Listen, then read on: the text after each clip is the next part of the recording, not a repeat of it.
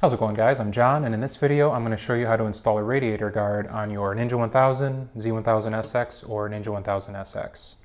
Now, if you've seen my other videos, the format of this one's going to be a little bit different. Typically I like to show step-by-step how to do everything, and I show a lot of detail. But for this radiator guard, and this is the Evotech Performance, it came with horrible instructions, it came with a bag of parts, and you actually don't need to use almost any of them. So what I had to do was get the bike torn apart and kind of figure this out on my own, how to install this. And so rather than showing step by step and like putting everything back together and then doing it all over again on camera, I'm just going to show you what I think are the important pieces to know. I'm not sure if you can install this very easily without taking off the fairings, but if you need instructions on how to remove the fairings, I've got a video, I'll have a link down in the description as well as up above, and I walk through that step by step how to get the fairings off.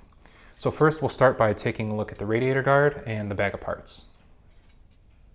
Alright, here's what you get with the Evotech Performance Radiator Guard Kit for the 2017 through 2019 Ninja 1000. Obviously you get the radiator guard itself, you get 8 foam stickers, and you get this bag of hardware, and you're not going to need any of this. And we're only going to use half of these stickers. The purpose of these foam stickers is basically just to provide some protection between the radiator guard and the radiator itself. Basically, you don't want the radiator guard to rub up against the radiator and end up wearing a hole through it. And the only part of the radiator guard that touches the radiator are these 2 outer strips. So if you just put a sticker in each corner along the outer edges, that'll protect the radiator from any damage. In order to actually mount the radiator guard, we're going to use the existing mounting bolts on the radiator. And as you're looking at the guard right now, this is the front of the guard. So I'll be talking about the right and the left, but these actually correspond to the opposite sides of the bike. So the right side of the radiator guard, as you're looking at it, when it's on the bike, is on the left side of the bike. Left side of the radiator guard is obviously on the right side of the bike. This is the top, this is the bottom. So on the bottom, there's a single mounting bolt, and you're just going to take that bolt out. Once you get this in place, you put the bolt back in. The same is true for the top right corner. And again, this is on the left side of the bike. There's a mounting bolt that you're going to take out, get the radiator guard back in place, and put in. On the top left side, again, the right side of the bike, there's a hole here, and there is no bolt holding the radiator.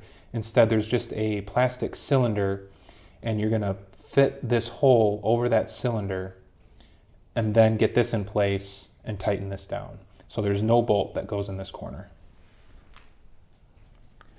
All right, so here we've got the lower radiator mounting bolt, and to get this off, all you need is a 10mm, and the nut on the other side is held in place. So you don't need a wrench on the other side, you just need a 10mm on this side.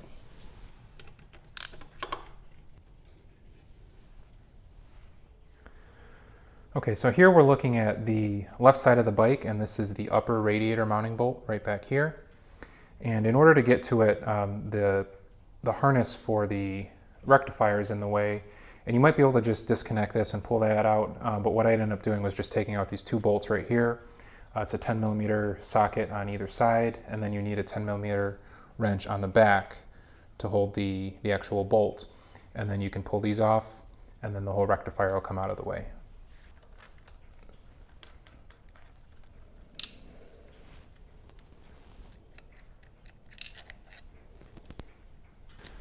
Okay, so with the rectifier out of the way, now you can see we have clear access to get to this upper mounting bolt.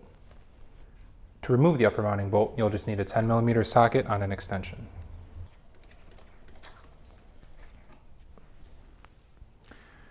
All right, now we're looking at the upper mount on the right side of the bike. And like I mentioned before, this doesn't actually have a bolt. It just has a plastic cylinder that comes through, and the radiator guard has a hole, and it's just going to fit over that cylinder and rest on that. Also important to note, there's this rubber flap, and this is on both sides, so it's on the other side of the radiator as well. And I'm mounting the radiator guard underneath this flap. So to get it out of the way, all you have to do is pull it out. There's a slit in the foam, and then you can lift this up and get it out of the way.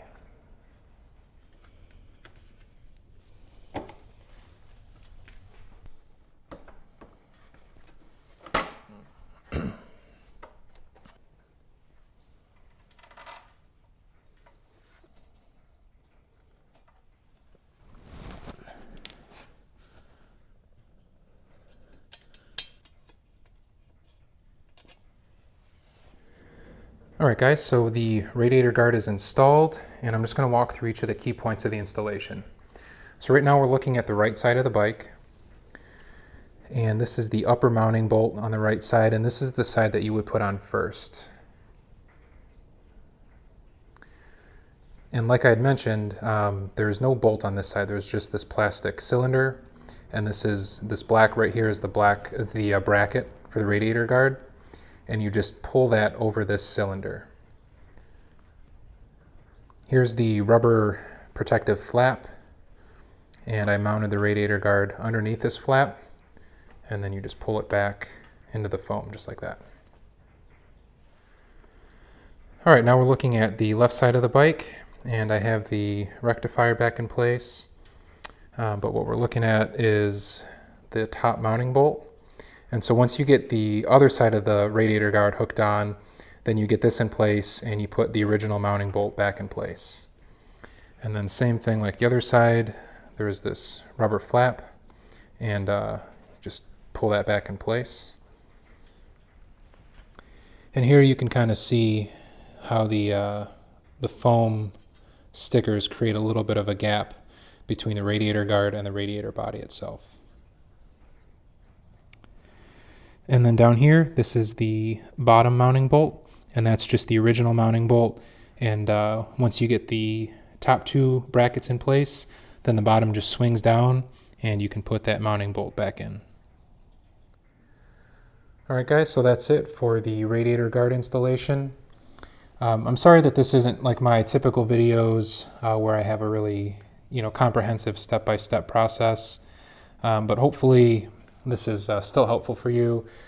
Even if you have another radiator guard, I hope that kind of seeing what the radiator looks like and seeing what the mounting locations look like will be helpful in your installation process.